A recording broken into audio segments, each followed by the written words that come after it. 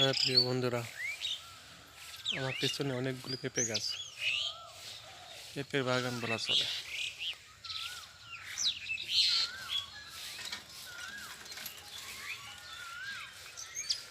এখন অবশ্য পেঁপে গাছ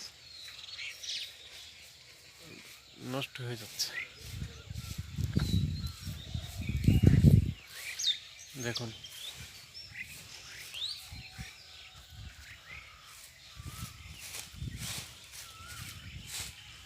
অনেক পেঁপে ঢুকছিল।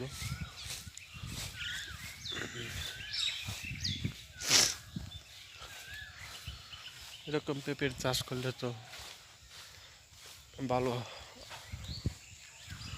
আর্থিকভাবে সচ্ছলতা আসে। এটা হচ্ছে লিচুর বাগান, এটা অনেক সুন্দর।